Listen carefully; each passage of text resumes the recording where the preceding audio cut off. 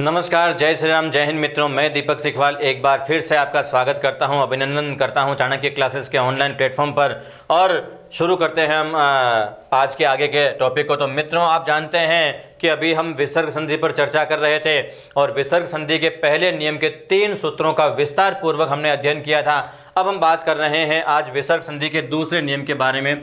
संधि जो अपनी चल रही थी, तीसरी संधि जो है विसर्ग संधि, जिसके बारे में हम अभी चर्चा कर रहे थे और आगे भी करेंगे, संधि है ये विसर्ग संधि। और इसका आज हम जो नियम पढ़ने जा रहे हैं वो नियम है दूसरा नियम।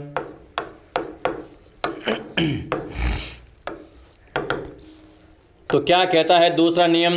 आगे बढ़ने से पहले मित्रों, यदि आपने चाणक्य क्लासेस के YouTube चैनल को सब्सक्राइब नहीं किया है तो जल्दी से सब्सक्राइब कर लें, बेल आइकन को प्रेस कर लें और वीडियो शुरू से अंत तक देखते हुए यदि वीडियो पसंद आए तो निश्चित रूप से आप इसको लाइक करेंगे, शेयर करेंगे, ऐसा मेरा मानना है, मेरा विश्वास है। और अब हम बात करते हैं अपने नियम के बारे में। तो मित्रों, विसर्ग संधि का जो ये दूसरा नियम है, ये नियम कहता है कि अकारांत विसर्ग के बाद, अकारांत विसर्ग के बाद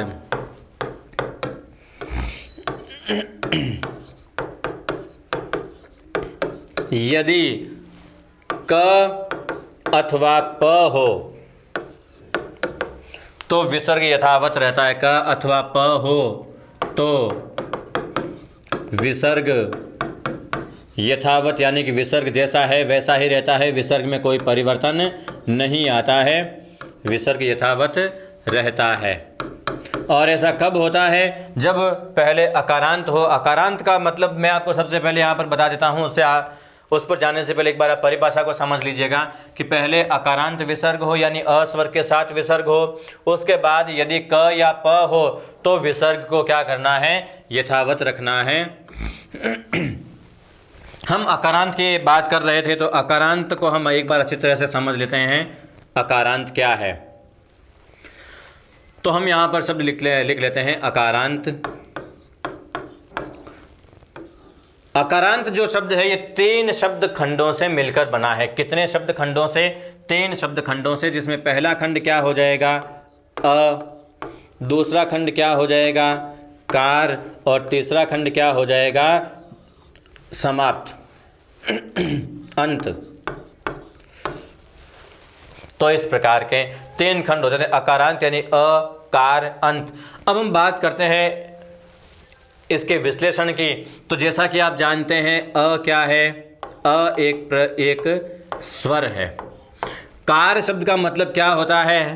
कार शब्द का मतलब वो नहीं होता है जो आप समझ रहे हैं। आप एक वाहन के रूप में कार को समझ रहे होंगे, ये वो कार नहीं है। यहाँ कार शब्द का अर्थ क्या हो जाएगा?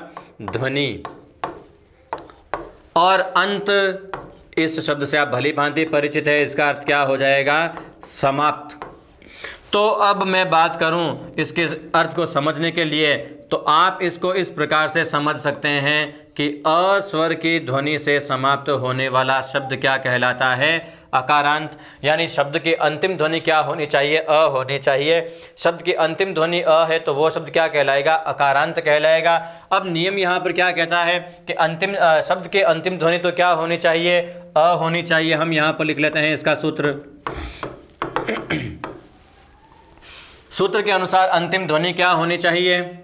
अ होनी चाहिए। लेकिन आगे परिभाषा में कुछ और भी शर्तें रखी गई हैं कि अ के बाद में, यानी अकार शब्द के अंत में क्या होना चाहिए? आप यहाँ पर देख सकते हैं विसर्ग होना चाहिए, हमने विसर्ग रख दिया। और इसके बाद क्या होना चाहिए? तो जैसा कि आप देख पा रहे हैं कि विसर्ग के बाद क या प में से कोई एक वर्ण होना चाहिए। तो इन दोनों ही स्थितियों में ये जो विसर्ग है, ये विसर्ग क्या रहेगा?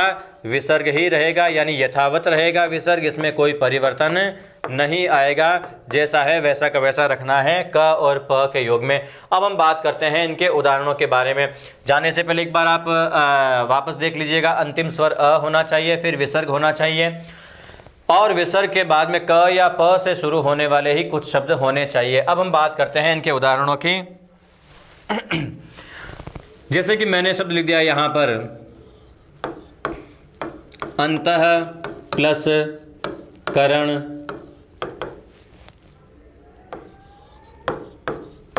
अंतः प्लस कार्य, यह शब्द आ गया अंतः प्लस कर्म, यह शब्द आ गया अंतः प्लस क्रिया, पुनः प्लस कृत।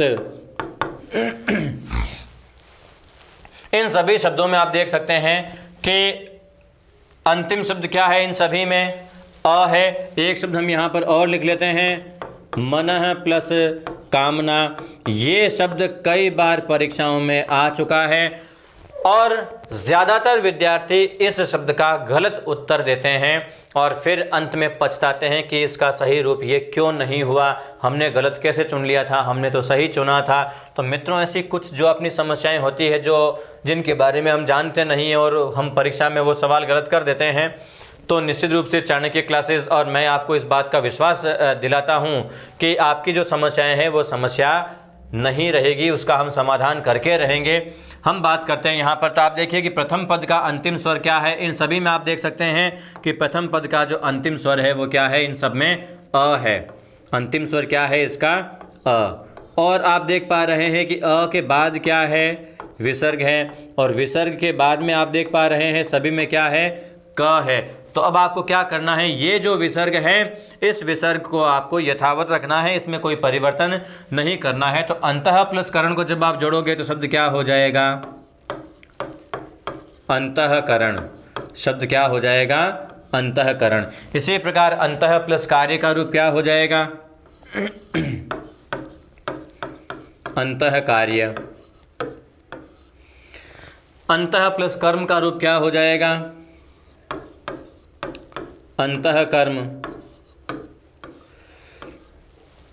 इसी प्रकार से अंतः प्लस क्रिया का रूप क्या हो जाएगा, अंतः क्रिया। पुनः प्लस कृत का रूप क्या हो जाएगा, पुनः कृत। यहाँ पर भी आप देख रहे हैं इन सभी शब्दों में प्रथम पद का अंतिम स्वर अ है, उसके बाद विसर्ग है और उसके बाद में क है, इसीलिए इन सभी शब्दों में विसर्ग यथावत रह रहा है। मनः प्लस कामना को जोड़ करके अक्सर आप इस शब्द का संधि रूप क्या बनाते हैं, मनोकामना। सामान्यतः हम अपने उच्चारण में भी, लोक व्यवहार में भी इस शब्द को इसी रूप में काम में लेते हैं, मनोकामना के रूप में ही। लेकिन आपको मालूम होना चाहिए, अगर नहीं है तो आज मालूम पड़ जाएगा कि ये शब्द क्या है। व्याकरणिक दृष्टि से यदि हम देखें तो ये शब्द क्या है, गलत है। आप देखिए कि प्रथम पद का अंतिम स्वर अ है, उसके बाद विसर्ग है और विसर्ग के बाद क है, तो विसर्ग का ओ नहीं होता है। शब्द क्या बन जाता है इसका, मनः कामना रूप ही रहता है। शब्द क्या रहता है इसका, मनः कामना, तो यही इसका शुद्ध रूप होगा। तो यहाँ पर आपने देखा है कि अ के बाद विसर्ग और उसके बाद में क। अब आगे जो हम उदाहरण लिखने जा रहे हैं, इन उदाहरणों में क्या होगा कि स्वर तो अ होगा, विसर्ग भी होगा, लेकिन बाद में आने वाला जो वर्ण है, जैसा कि आपने सूत्र में पढ़ा है, क के साथ और क्या होना चाहिए, प। तो इन उदाहरणों में हमने क के बारे में पढ़ लिया है। अब आगे जो उदाहरण है उन उदाहरणों में हम प के बारे में पढ़ेंगे। तो उदाहरण क्या हो जाएगा, जैसे मैंने यहाँ पर शब्द लिख दिया है, अंतः प्लस पुर, अंतः प्लस पतित, अंतः प्लस पीड़ा, पुनः प्लस प्राप्ति, अधः प्लस पतित। यह शब्द हो जाएगा अधः प्लस पतन। तो ये इस प्रकार के कुछ शब्द हो जाते हैं। आप देखते हैं यहाँ पर भी प्रथम पद का अंतिम स्वर क्या है, सब जगह अंतिम स्वर अ है और उस अ के बाद में विसर्ग है। स्वर के रूप में आप देखेंगे सब जगह क्या है, अ है। उसके बाद क्या है, अ के बाद में विसर्ग है और विसर्ग के बाद में आप देखते हैं क्या है, प है। तो यहाँ पर भी आपको क्या करना है कि ये जो विसर्ग है इस विसर्ग को विसर्ग ही रखना है, किसी प्रकार का इसमें कोई परिवर्तन नहीं करना है। तो इस प्रकार अंतः प्लस रूप का, अंतः प्लस पुर का रूप क्या हो जाएगा, अंतःपुर। विसर्ग यथावत रहा है क्योंकि विसर्ग के बाद में आने वाला व्यंजन जो है वो प हो गया है और प के योग में विसर्ग यथावत रहता है। अंतः प्लस पतित का रूप क्या हो जाएगा? अंतः पतित। अंतः पतित। यहाँ पर आपको एक चीज़ का ध्यान रखना है कि विसर्ग के ऊपर जो हम शिरोरेखा खींचते हैं, सामान्यतः शिरोरेखा विसर्ग के ऊपर नहीं खींची जाती है। अंतः प्लस पीड़ा का रूप क्या हो जाएगा? अंतः पीड़ा। इसी प्रकार पुनः प्लस प्राप्ति का रूप क्या हो जाएगा? पुनः प्राप्ति। अधः प्लस पतित का रूप क्या हो जाएगा? अधः पतित।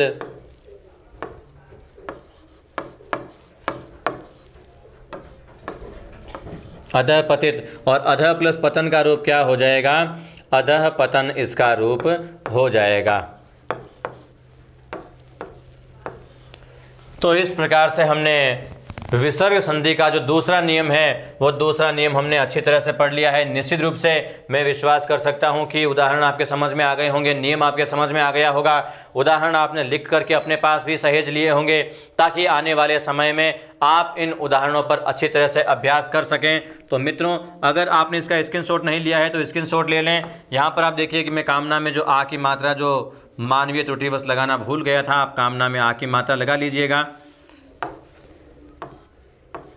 तो इस प्रकार से तो अब हम बात करते हैं आगे विसर्ग संधि के अगले नियम के बारे में, यानी अगला जो नियम होगा वो विसर्ग संधि का तीसरा नियम हो जाएगा। और तीसरा नियम क्या कहता है विसर्ग संधि का? आप लिख लीजिएगा नियम संख्या 3। ये नियम कहता है कि ई अथवा उ के बाद, ई अथवा उ के बाद विसर्ग तथा उसके बाद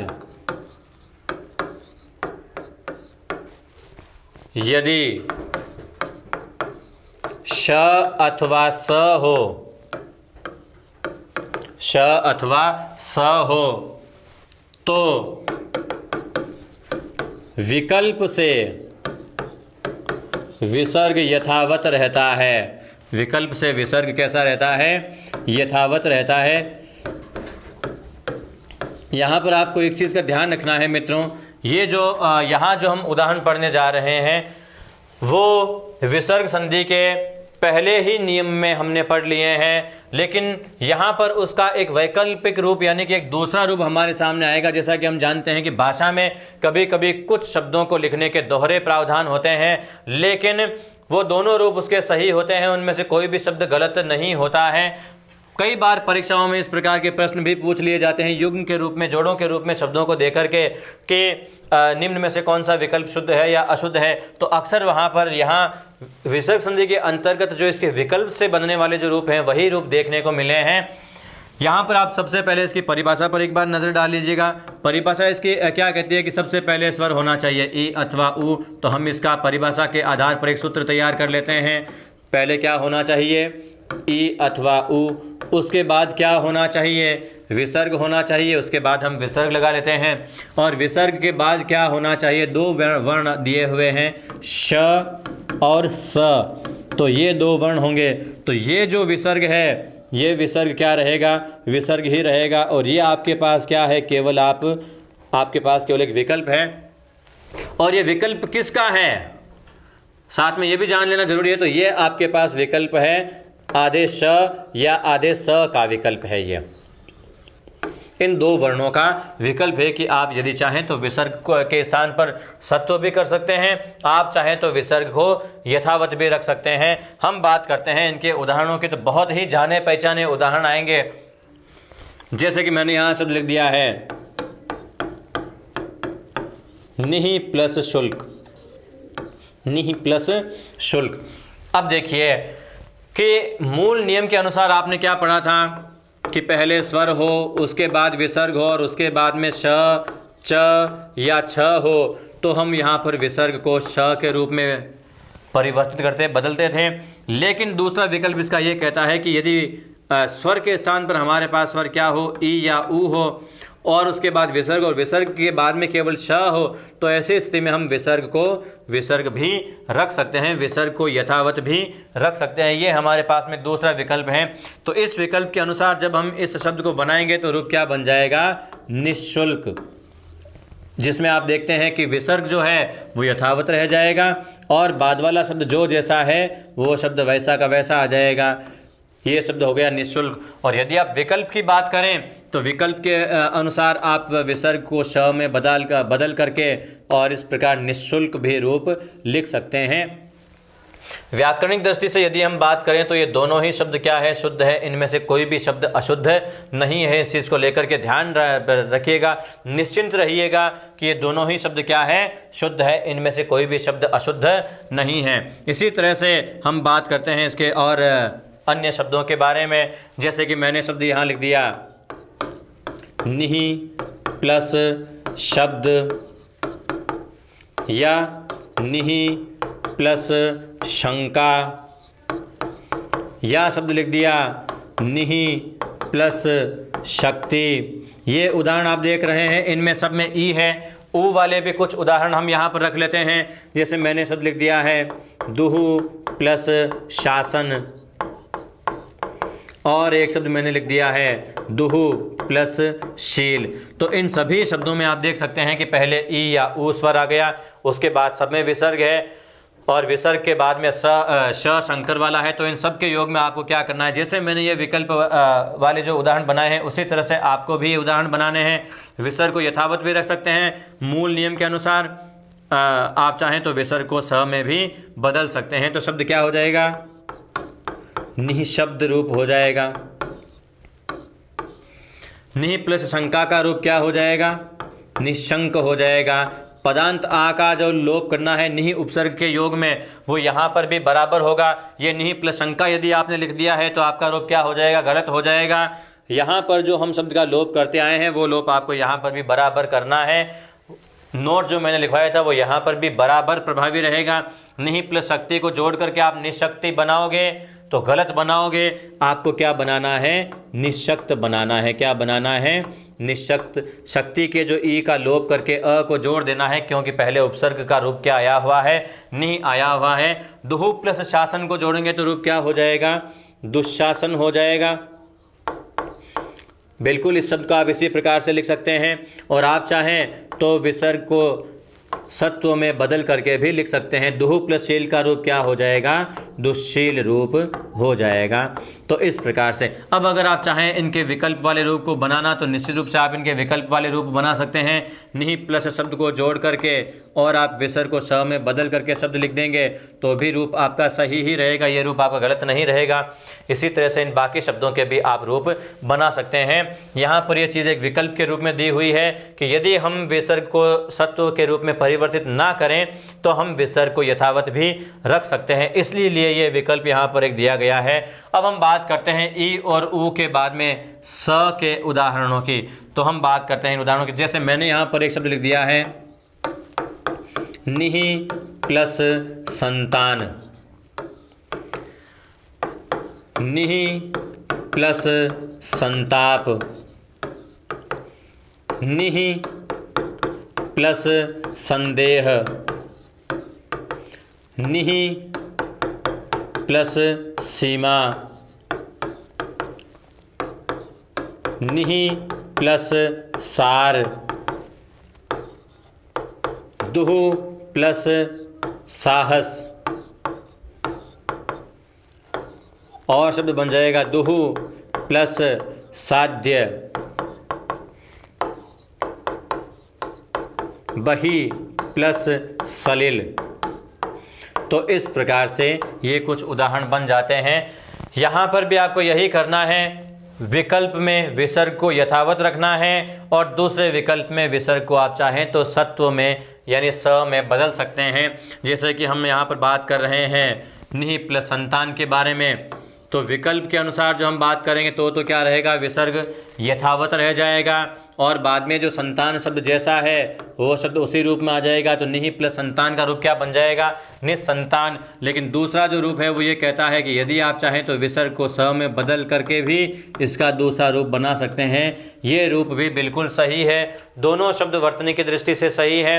कोई भी शब्द इसमें शुद्ध या अशुद्ध की कैटेगरी में नहीं आता है, दोनों शब्द शुद्ध है। यहाँ बिल्कुल भी आपको कंफ्यूज नहीं होना है। निहि प्लस संताप को जोड़ोगे तो क्या बन जाएगा, विकल्प में क्या बन जाएगा, निहि संताप बन जाएगा। इसी प्रकार निहि प्लस संदेह का रूप क्या बन जाएगा, निसंदेह हो जाएगा। निहि प्लस सीमा का क्या हो जाएगा, निस्सीमा बिल्कुल नहीं होगा जो आप सोच रहे हो। यहाँ पर फिर से आपको बता दूंगा, सीमा का पदांत आ का लोप होकर अ हो जाएगा, क्योंकि पहले उपसर्ग क्या है, निहि उपसर्ग है, तो शब्द क्या हो जाएगा, निस्सीम हो जाएगा। निहि प्लस सार का रूप क्या हो जाएगा, ये रूप हो जाएगा निस्सार। और दुहु प्लस साहस का रूप क्या हो जाएगा, दुस्साहस। यहाँ पर आप विसर्ग को यथावत रख सकते हैं, बिल्कुल रख सकते हैं, शब्द हो जाएगा दुस्साहस। दुहु प्लस साध्य का रूप क्या हो जाएगा, दुस्साध्य। और बहि प्लस सलिल का रूप क्या हो जाएगा, बहिस्सलिल। विसर्ग को यथावत रख दीजिएगा और सलिल शब्द लिखा हुआ है, सलिल का अर्थ पानी होता है, साथ में यथावत आ जाएगा। बाहरी जल धाराओं को बहिस्सलिल कहते हैं। तो इस प्रकार से ये हमने सारे रूप बना लिए हैं। अब यदि आप इनके दूसरे विकल्प के यानी मूल नियम के अनुसार जो बनने वाले रूप हैं उसके अनुसार आप विसर्ग को चाहें तो स में बदल सकते हैं, शब्द क्या हो जाएगा, निस्संताप हो जाएगा। इसी प्रकार बाकी के उदाहरण भी हो जाएंगे। यदि मैं दुहु प्लस साहस की बात करूं तो विसर्ग संधि के पहले नियम के तीसरे सूत्र में मैंने आपको ये चीज़ बताया है कि विसर्ग को स में बदलेंगे तो रूप क्या हो जाएगा, दुस्साहस हो जाएगा। तो इस प्रकार से आप इनके रूप, बाकियों के रूप भी इसी प्रकार से बना सकते हैं। तो निश्चित रूप से ये जो नियम है ये भी आपके समझ में आ गया होगा, जिस नियम में आपको ये बताया गया था कि यदि पहले स्वर ई या ऊ हो, उसके बाद विसर्ग हो और उसके बाद में तालव्य या दंत्य स हो यानी सत्व हो, तो विसर्ग का विकल्प जो है वो यहाँ पर क्या है कि विसर्ग यथावत भी रह सकता है। विसर्ग को जैसा है वैसा का वैसा रख देना है। यानी कि कहने का तात्पर्य यदि मैं संक्षेप में ये कहूँ तो बीच में से केवल प्लस का जो चिन्ह लगा हुआ है इसको हटाना है और कोई परिवर्तन नहीं करना है, शब्द यथावत जुड़ जाएगा। लेकिन ध्यान ये रखना है कि पहले स्वर ई या ऊ होना चाहिए और बाद में श या स होना चाहिए, तो ही विसर्ग यथावत रहेगा। बाकी शब्द आ जाए, कोई अन्य आ जाए, तो निश्चित रूप से आपको विसर्ग के ध्वनि के रूप में नियम के अनुसार जो विकार आता है, जो परिवर्तन आता है, वो परिवर्तन आपको लाना ही लाना है। आगे हम बात कर रहे हैं विसर्ग संधि के चौथे नियम के बारे में। तो विसर्ग संधि का जो चौथा नियम है, ये नियम आपको क्या समझाता है, आप चलिए नियम चौथे की तरफ। ये नियम संख्या 4। यहाँ पर हम विसर्ग को र में बदलेंगे, यानी विसर्ग का रुत्व करेंगे। किस नियम के अंतर्गत करेंगे, तो वह आप देखिए कि विसर्ग के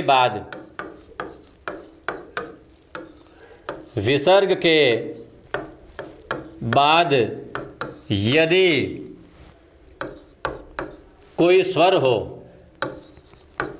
यदि कोई क्या हो, स्वर हो, तो विसर्ग का क्या हो जाता है, विसर्ग का र हो जाता है। विसर्ग का क्या हो जाता है, र हो जाता है। किस प्रकार हो जाता है विसर्ग का र, तो आप निश्चित रूप से यहाँ पर आप देखिएगा, हम सूत्र लिखने जा रहे हैं इसका। सबसे पहले क्या होना चाहिए, विसर्ग होना चाहिए। हमने यहाँ पर लिख दिया है विसर्ग, सूत्र में हमने यहाँ क्या लिख दिया है, विसर्ग। और विसर्ग के बाद में क्या होना चाहिए, तो विसर्ग के बाद में कोई भी स्वर होना चाहिए। क्या होना चाहिए, कोई भी स्वर होना चाहिए। तो ये जो विसर्ग है, इस विसर्ग का रूपांतरण आप किस में कर दोगे, र के रूप में कर दोगे। लेकिन साथ में यहाँ पर एक ध्यान और रखना है कि बाद में क्या आया हुआ है, स्वर आया हुआ है। तो ये जो स्वर है, इस स्वर की आपको साथ में क्या लगा देनी है, मात्रा भी लगा देनी है। मात्रा लगाना भूलना नहीं है, स्वर यथावत नहीं रहता है। स्वर यहाँ पर र के साथ मात्रा के रूप में जुड़ जाएगा और स्वर की जो ये मात्रा बनेगी, ये मात्रा किसके साथ जुड़ेगी, र के साथ जुड़ेगी। अब हम बात करते हैं इनके उदाहरणों की। पहले जहाँ तक कि स्वर की बात है, स्वर कोई भी स्वर हो सकता है। फिर से आपको बता दूं, स्वर होने वाले क्या क्या होंगे, अ, ई और उ, यही 3 स्वर होंगे। हम सबसे पहले बात करते हैं अंतः प्लस गत। शब्द हमने क्या लिख दिया है, अंतः प्लस गत, अंतः प्लस आत्मा लिख देते हैं क्योंकि हमें स्वर चाहिए। अंतः प्लस आत्मा, पुनः प्लस आवृत्ति, पुनः प्लस आवृत्ति, या शब्द हमने लिख दिया पुनः प्लस इच्छा, यह शब्द लिख दिया हमने पुनः प्लस उक्ति,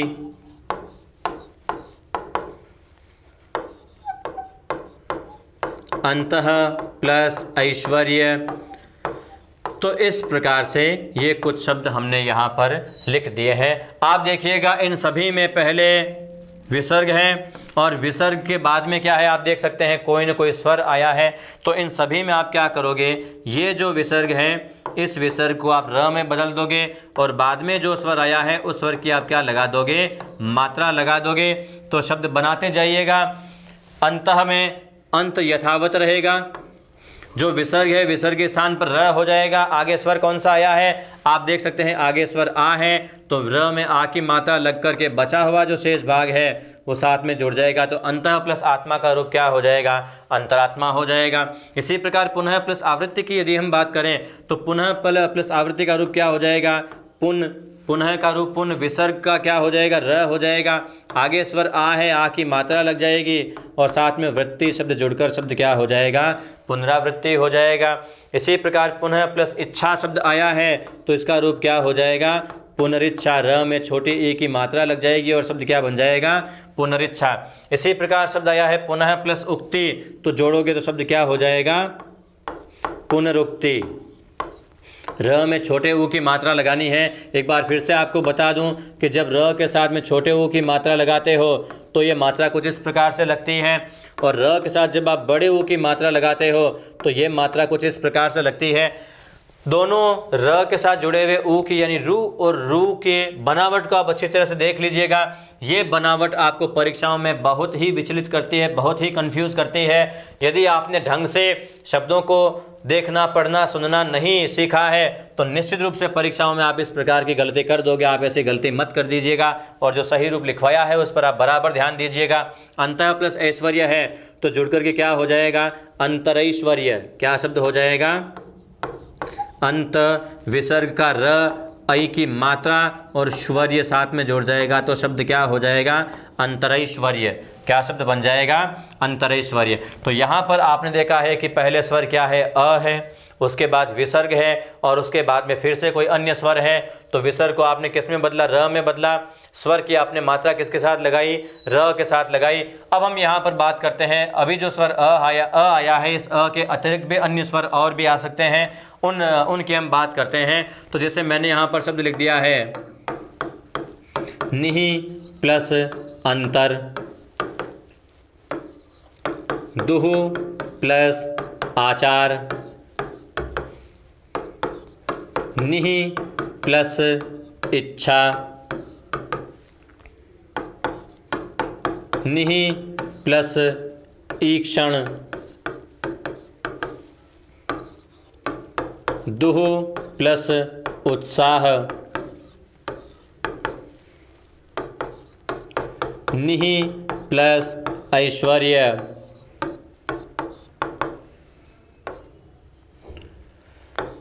निहि प्लस ओजस्वी। तो इस प्रकार से हमने कुछ और उदाहरण यहाँ पर लिखे हैं। यहाँ पर आप देख सकते हैं कि आने वाले स्वर कौन कौन से हैं, ई या ऊ स्वर है। और यहाँ पर भी आपको क्या करना है कि ई या ऊ स्वर के बाद में जहाँ कहीं पर भी विसर्ग आया हुआ है आपको क्या करना है, विसर्ग को ऊ में विसर्ग को र में बदल देना है।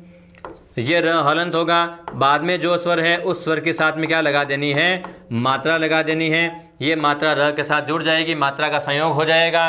तो निहि प्लस अंतर का रूप क्या बन जाएगा, निरंतर। निहि प्लस अंतर का रूप क्या हो जाएगा, निरंतर। इसी प्रकार दुहु प्लस आचार से रूप क्या हो जाएगा, इसका रूप बन जाएगा दुराचार। इसी प्रकार निहि प्लस इच्छा। अब आप देखिए यहाँ पर पहले निहि उपसर्ग आ गया है तो फिर आपको ध्यान दिला दूं मैं कि इच्छा का जो पदांत आ है इसका लोप हो जाएगा और निहि प्लस इच्छा का रूप क्या हो जाएगा, निरिच्छ हो जाएगा। इच्छा से रहित क्या रूप हो जाएगा, निरिच्छ।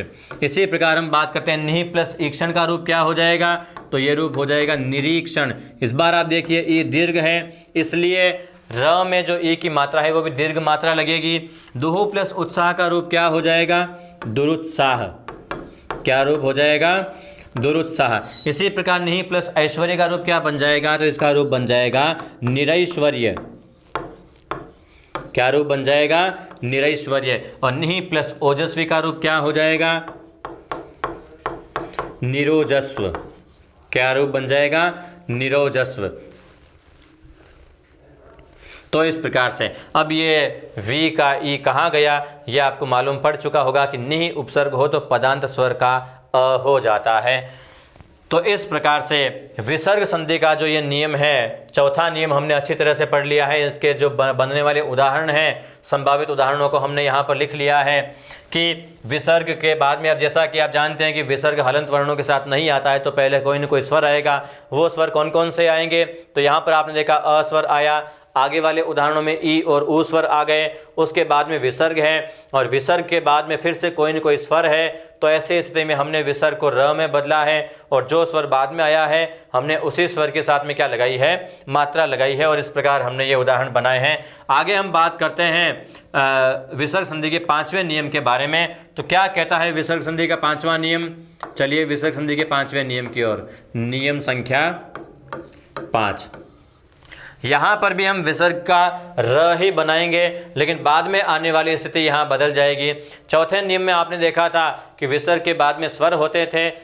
यहाँ 5वें नियम में विसर्ग के बाद में स्वर नहीं होंगे, व्यंजन वर्ण होंगे। लेकिन कौन कौन से व्यंजन वर्ण होंगे ये हम देखते हैं इस नियम में। तो परिभाषा क्या कहती है इसकी, कि यदि विसर्ग के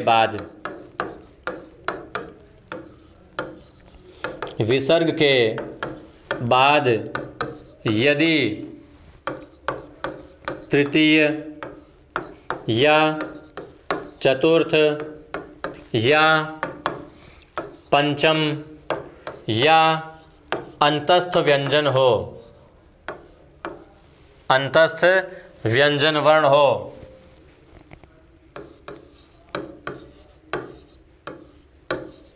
अंतस्थ व्यंजन वर्ण हो, तो विसर्ग का क्या हो जाता है, र हो जाता है। विसर्ग का क्या हो जाता है, र हो जाता है। किस प्रकार से इसका सूत्र बनता है, हम इसका सूत्र बना लेते हैं। सबसे पहले आप यहाँ पर देखते हैं कि सबसे पहले क्या होना चाहिए, विसर्ग होना चाहिए। तो हम यहाँ पर सूत्र में लिख लेते हैं। सबसे पहले किसको लिखेंगे, हम लिख लेते हैं विसर्ग को। और विसर्ग के बाद में क्या होना चाहिए, तो जैसा कि आप जानते हैं कि विसर्ग के बाद में क्या होना चाहिए, विसर्ग के बाद में होना चाहिए किसी भी वर्ग के तीसरे, चौथे और पांचवें वर्ण होने चाहिए। तो तीसरे, चौथे, पांचवें वर्ण में आप क्या लिख लोगे, ग, घ। अब जो पांचवा वर्ण न है वो इसलिए नहीं लिखेंगे क्योंकि इससे कोई शब्द बनता नहीं है, शुरू नहीं होता है। तो इसके बाद में हम लिखेंगे ज, झ। च वर्ग का जो पंचम वर्ण है य, ये भी हम यहाँ पर नहीं लिखेंगे क्योंकि इससे भी कोई शब्द शुरू नहीं होता है, इसलिए इसको भी छोड़ देंगे। तो हम लिखेंगे ड, ढ, ण। जो ट वर्ग का पंचम वर्ण है इस पर भी आप जानते हैं कि कोई शब्द इससे शुरू नहीं होता है, इसलिए हम इसको भी यहाँ छोड़ देंगे। उसके बाद में क्या आ जाएगा, द, ध, द, ध। तीसरा, चौथा, पंचम वर्ण क्या हो जाएगा, न। ब, भ, म। न और म जो पंचम वर्ण है वो यहाँ पर आ जाएंगे क्योंकि भाषा में बहुत से शब्द न और म से शुरू होते हैं, भाषा में प्रयुक्त होते हैं। और इसके बाद में अंतस्थ व्यंजनों में क्या आ जाएगा, य, र, ल और व। तो इन सभी वर्णों के योग में आप जानते हैं कि ये जो विसर्ग है, इस विसर्ग का रूपांतरण किस रूप में हो जाएगा, विसर्ग का रूपांतरण र के रूप में हो जाएगा। और ये जो र बनेगा, ये र हमेशा आगे वाले वर्ण के ऊपर लिखा जाता है। जैसा कि आपने देख लिया है कि ऊपर वाला जो र है, ये इससे पहले हम दो जगह और पढ़ चुके हैं। इससे पहले हमने कहाँ पढ़ा था, गुण संधि में पढ़ा था। उसके बाद में हमने कहाँ पढ़ा था, यण संधि में पढ़ा। और अब हम कहाँ पर पढ़ते हैं, विसर्ग संधि में हम पढ़ रहे हैं कि ऊर्ध्वरेफ। यदि सवाल आ जाए कि ऊर्ध्वरेफ किस संधि में प्रयुक्त नहीं होता है, तो इन तीन को छोड़ करके कोई दूसरा अन्य विकल्प आ जाए कोई चौथा विकल्प आ जाए तो आप उसको सही कर दीजिएगा, क्योंकि गुण में भी ऊर्ध्वरेफ होता है, यण में भी ऊर्ध्वरेफ यानी र ऊपर जाता है, और विसर्ग में भी अब आप देख रहे हैं जैसे कि र को वर्ण के ऊपर लिखा जा सकता है। इन 3 नियमों के अतिरिक्त किसी भी नियम में र का ऊर्ध्वरेफ नहीं होता है, यानी र किसी वर्ण के ऊपर नहीं जाता है। आप निश्चिंत रहिएगा और निश्चिंत रह करके पढ़िएगा। अब हम बात करते हैं इसके उदाहरणों के बारे में। तो उदाहरणों में जैसे मैंने यहाँ पर एक शब्द लिख दिया है अंतः प्लस गत, और मैंने यहाँ पर शब्द लिख दिया है पुनः प्लस घटित। सबसे पहले आप देखिए कि पहले विसर्ग आ गया और विसर्ग के बाद में क्या आ गया, ग आ गया। तो ये जो विसर्ग है इसको आप आधे र में बदलोगे और आधा जो र है वो किसके ऊपर लिखा जाएगा, ग के ऊपर लिखा जाएगा।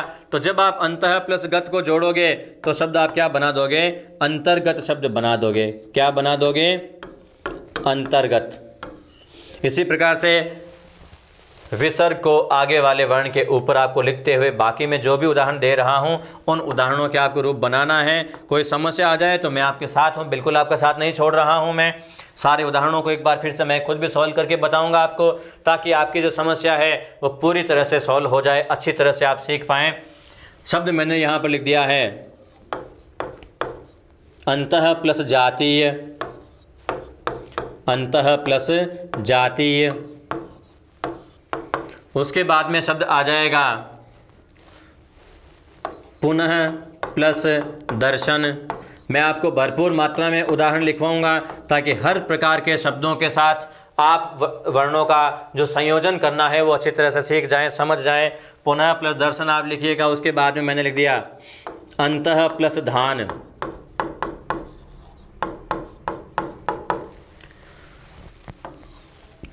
पुनः प्लस नवा। उसके बाद में शब्द आ जाएगा अंतः प्लस बोध, अंतः प्लस बोध। और उसके बाद में भ से हम शब्द लिख लेते हैं अंतः प्लस भुक्त, अंतः प्लस भुक्त।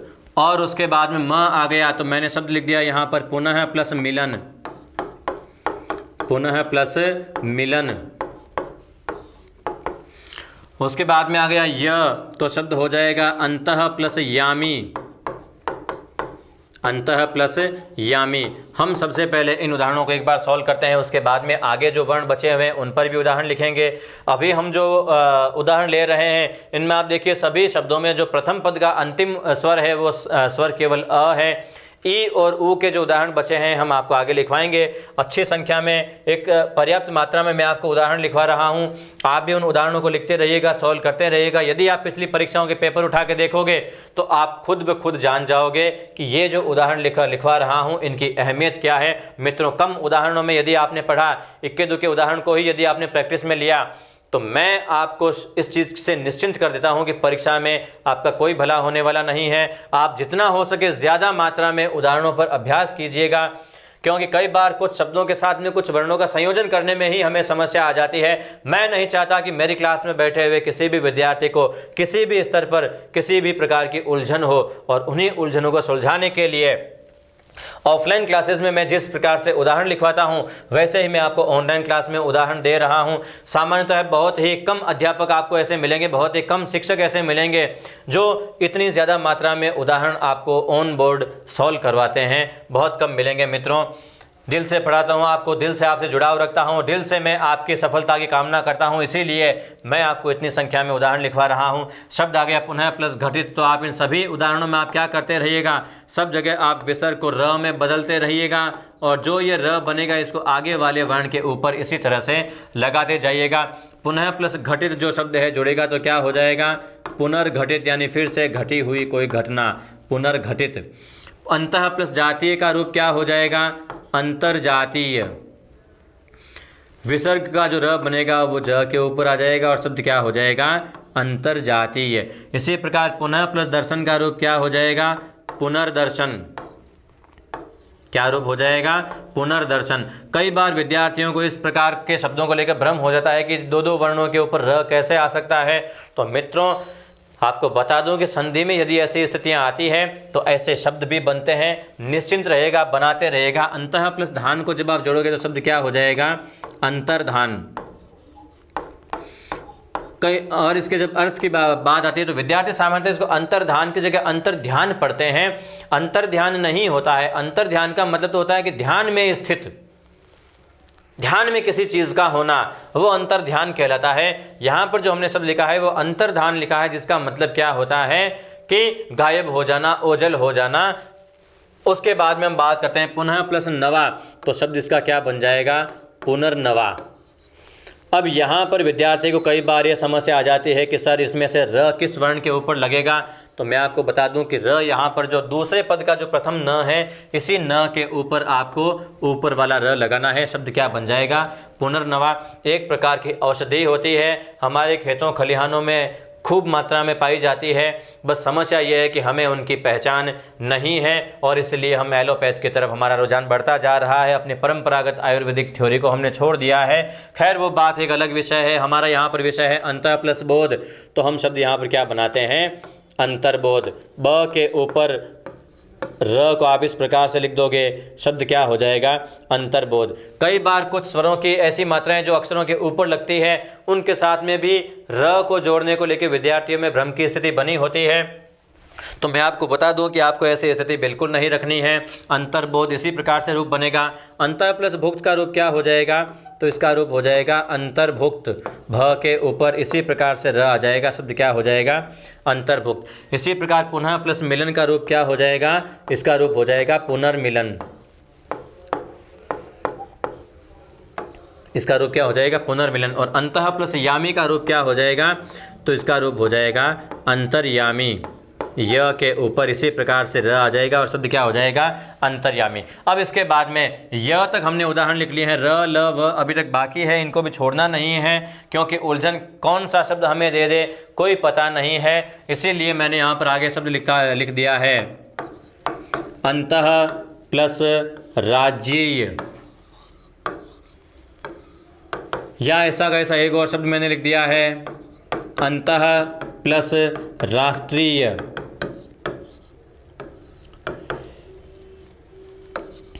पुनः प्लस लंघ्य।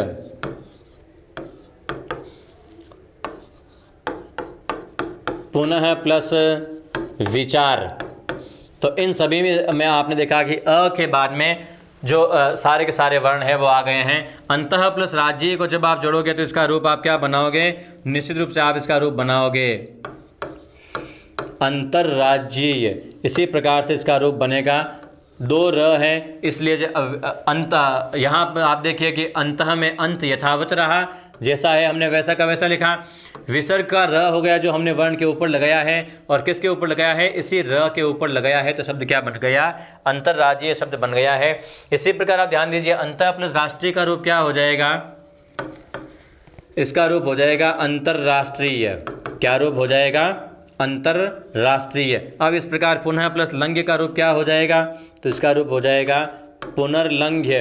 तो अब आप ल के साथ में र को कैसे जोड़ोगे, अनुस्वार को कैसे जोड़ोगे? तो बहुत ही अच्छी तरीके से मैं आपको बता दूं कि इस शब्द को इसी प्रकार से लिखा जाता है। र ऊपर लिखा जाता है और उसी के अंदर क्या लगाया जाएगा? ये अनुस्वार का चिन्ह लगाया जाएगा। और इस प्रकार से आप शब्द क्या बना दोगे? पुनर्लंघ्य शब्द बना दोगे। पुनः प्लस विचार का रूप आप क्या बना दोगे? पुनर्विचार।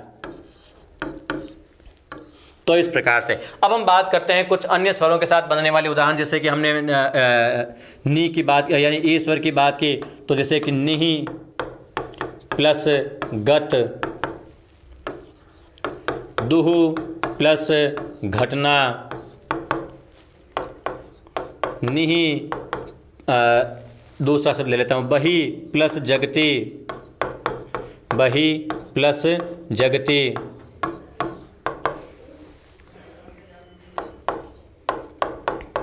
निहि प्लस झर। और इसके साथ कुछ और भी उदाहरण बन जाएंगे। दुहु प्लस दिन, निहि प्लस धारण,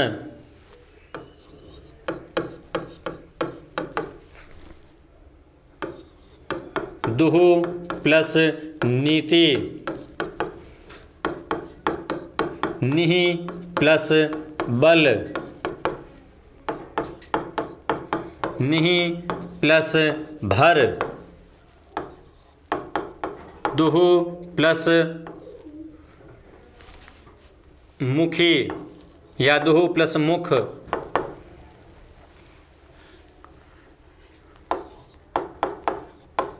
बही प्लस मुख। तो इस प्रकार से ये उदाहरण हमने लिख लिए हैं।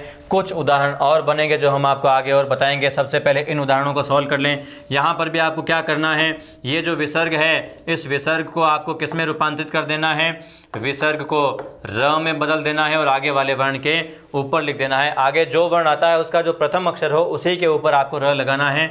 तो निहि प्लस गत का रूप क्या हो जाएगा, इसका रूप हो जाएगा निर्गत।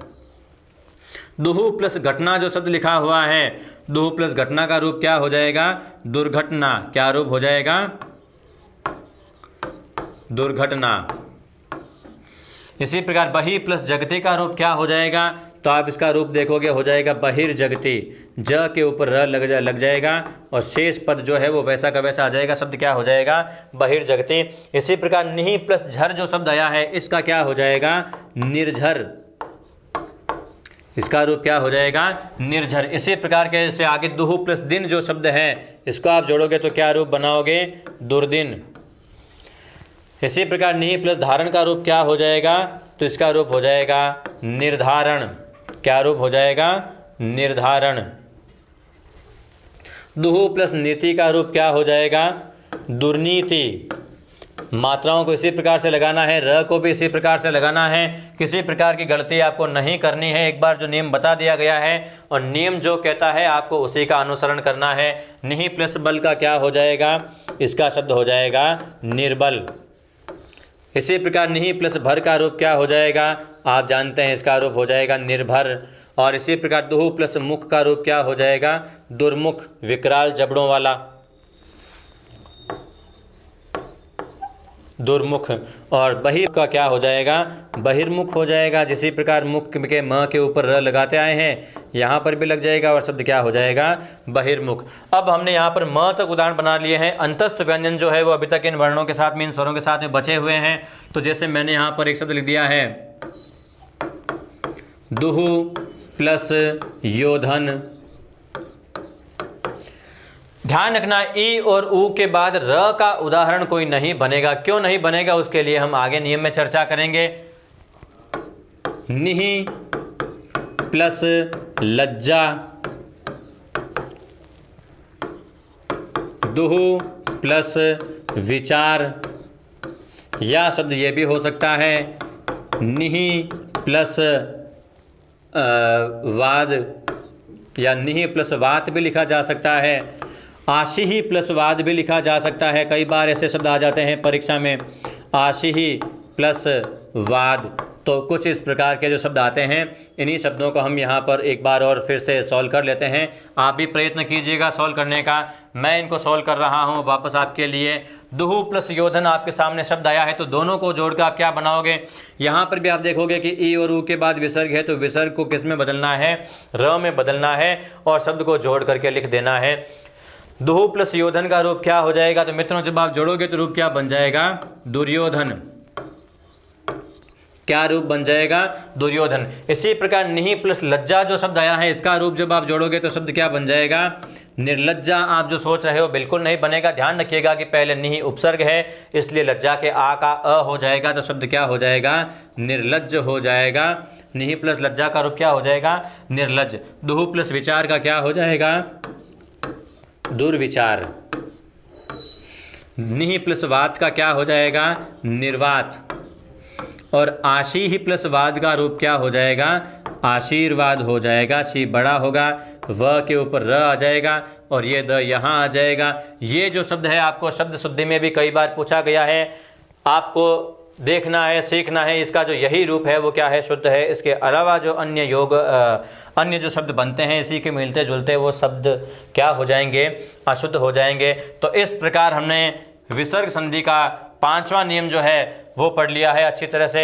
आशा करता हूँ यहाँ तक के जो नियम मैंने आपको पढ़ाए हैं वो आपके पूरी तरह से समझ में आ गए होंगे। आगे हम फिर चर्चा करेंगे मित्रों अगली क्लास में। आगे अपनी वाणी को विराम देने से पहले मैं आपसे एक बार फिर से कहना चाहता हूं कि चाणक्य क्लासेस के यदि यूट्यूब चैनल को आपने सब्सक्राइब नहीं किया है तो चैनल को सब्सक्राइब कर लें, बेल आइकन को प्रेस कर लें ताकि अपडेट्स आपको मिलते रहें। वीडियो को लाइक करें, शेयर करें, कमेंट ज़रूर करें मित्रों। धन्यवाद।